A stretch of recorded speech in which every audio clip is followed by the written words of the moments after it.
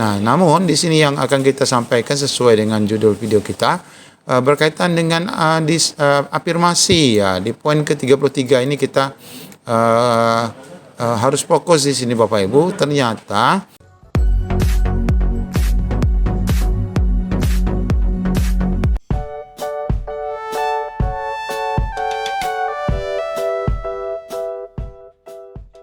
Assalamualaikum warahmatullahi wabarakatuh. Di video kali ini kita akan memberikan kabar baik bagi seluruh pelamar P3K khususnya guru, di mana ternyata di dalam keputusan Menpan RB nomor 649 tahun 2023 di sini diberlakukan kembali afirmasi cerdik bagi semua pelamar.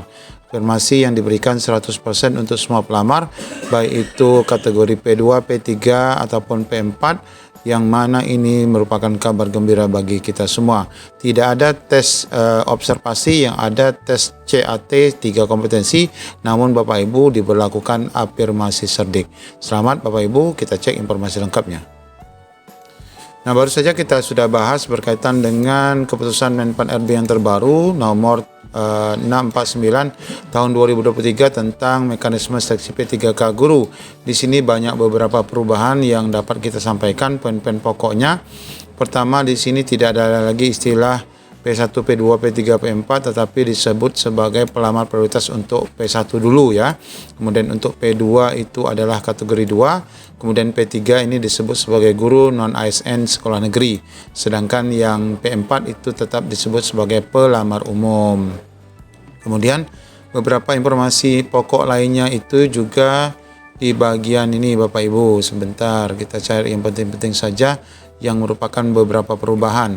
Ya, disabilitas dapat tidak ada 10% disabilitas tidak ada, tapi diberlakukan secara umum. Nah, di sini Bapak Ibu kita lihat terkait dengan seleksi ya. Nah, semua seleksi bagi semua pelamar itu nanti akan mengikuti dua macam seleksi.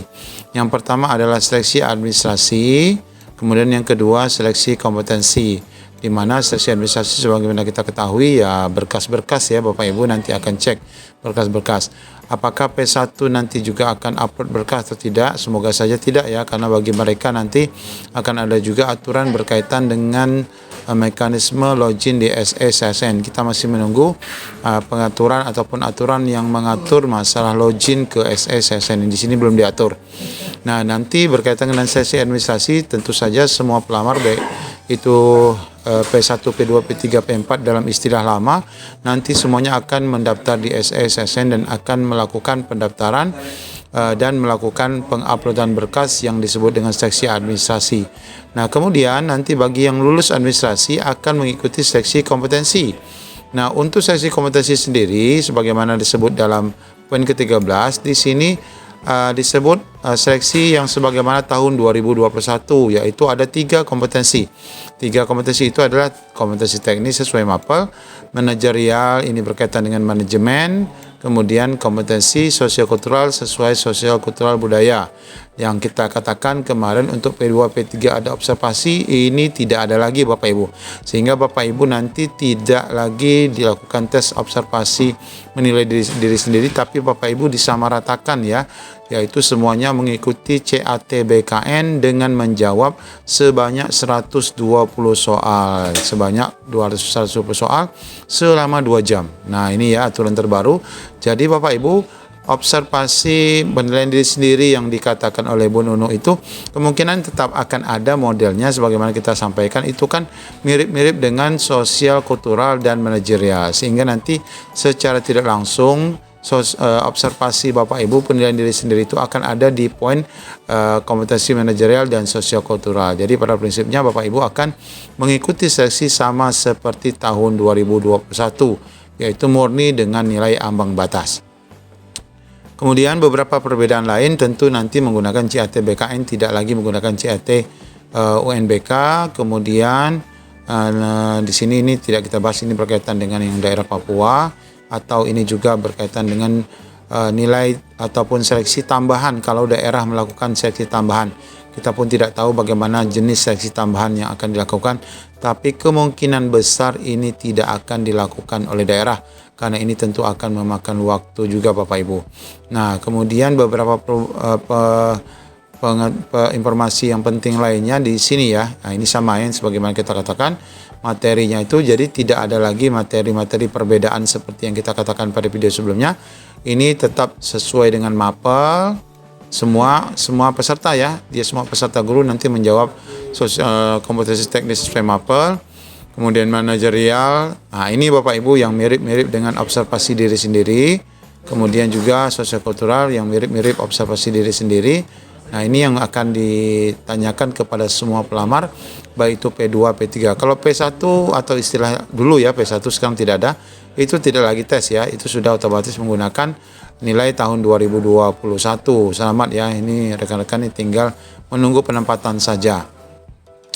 Nah, kemudian wawancara tetap ada, sebagaimana kita ketahui, tapi di sini juga tidak disebutkan seperti yang dibahas di Kementerian Pendidikan bahwa mereka yang tes wawancara hanya diambil 3 kali kebutuhan, itu tidak disebutkan di sini. Intinya bahwa bagi rekan-rekan yang dinyatakan lulus untuk seleksi ambang batas untuk 3 kompetensi dikatakan akan ikut semua ya pada seleksi wawancara. Ini ada perbedaan dari keputusan terbaru ini. Keputusan terbaru ya Bapak Ibu, Kemenpan RB terbaru berkaitan dengan seleksi P3K guru. Nah, ini ya, seleksinya akan ada selama 2 jam ya, selama 2 jam. Oke, sorry, butir soalnya itu ada 145 butir soal. Nah, 10 menit untuk wawancara, di mana seleksi teknisnya ada 90 soal. Ini terkait mapel-mapel itu ada 90 soal. Kemudian 25 soal untuk manajerial, kemudian 20 soal untuk sosiokultural, kemudian wawancaranya ada 10. Nah, ini Bapak Ibu tidak ada nilai salah, sama saja seperti yang kita bahas. Nilainya ada yang 5 soal, ada yang 4 soal, semuanya tidak ada yang salah, bernilai 1 sampai 4. Tentu saja bobot nilai tertinggi adalah 4 ataupun 5 sesuai dengan banyaknya pilihan ganda yang disajikan pada butir soal itu. Nah, kemudian poin penting yang kita akan bahas di sini berkaitan dengan nilai ambang batas ya Bapak Ibu, minimal harus mendapatkan 117 untuk manajerialnya dan sosiokultural, itu minimal harus 117, kemudian 24 untuk wawancara, ini minimal. Nah, kalau maksimalnya ini ya, maksimalnya ini, minimalnya ini Bapak Ibu, minimalnya untuk wawancara itu 24 saja, kemudian untuk manajerial sosiokultural itu minimal 117 saja. Sedangkan nilai untuk kompetensi teknis itu diatur pada tabel ya, sesuai dengan tabel masing-masing. Nanti kita akan lihat di akhir video untuk agama Islam itu berapa minimal ambang batasnya. Nah, namun di sini yang akan kita sampaikan sesuai dengan judul video kita berkaitan dengan afirmasi ya. Di poin ke-33 ini kita harus fokus di sini Bapak Ibu. Ternyata ini diperlakukan afirmasi tidak hanya untuk PPG ya. Afirmasi di sini diberlakukan untuk kepada semua pelamar, di mana pelamar yang memiliki sertifikat pendidik linear dengan jabatan yang dilamar dan terdaftar dalam pangkalan data, maka ini semua akan mendapatkan nilai paling tinggi 100% dari nilai paling tinggi kompetensi teknis. Jadi untuk kompetensi teknis ini afirmasi cerdik 100%-nya diberlakukan untuk semua pelamar. Selamat Bapak Ibu. Wow, ini luar biasa sekali pada seksi 2023. Ini memberikan kabar baik bagi Bapak Ibu P2, P3 yang memiliki cerdik. Ini otomatis akan mendapatkan poin 100% Bapak Ibu, dinyatakan lulus untuk kompetensi teknis. Tinggal Bapak Ibu nanti akan mencari saja nilai 117 untuk kategori manajerial sosiokultural dan 24 untuk wawancara. Sedangkan bagi Bapak Ibu yang sudah memiliki cerdik, nanti otomatis tabel-tabel ini nanti akan otomatis dianggap benar semua. Meskipun Bapak Ibu tetap harus menjawab ya, harus menjawab. Namun berapapun jawaban Bapak Ibu nanti tidak akan berpengaruh, nilai Bapak Ibu akan dianggap 100%, yaitu nilainya berjumlah berapa ini? Nah, 450 nilai Bapak Ibu untuk kompetensi teknis, karena nilai Bapak Ibu akan diakomodir 100% kalau memiliki cerdik. Luar biasa. Ini adalah gebrakan terbaru yang dapat kita lihat dari mekanisme seleksi P3K tahun 2023 ini. Ya, kita ucapkan selamat bagi Bapak Ibu yang bercerdik. Akhirnya cerdik Bapak Ibu diberlakukan kembali pada seleksi P3K 2023. Demikian, Assalamualaikum warahmatullahi wabarakatuh.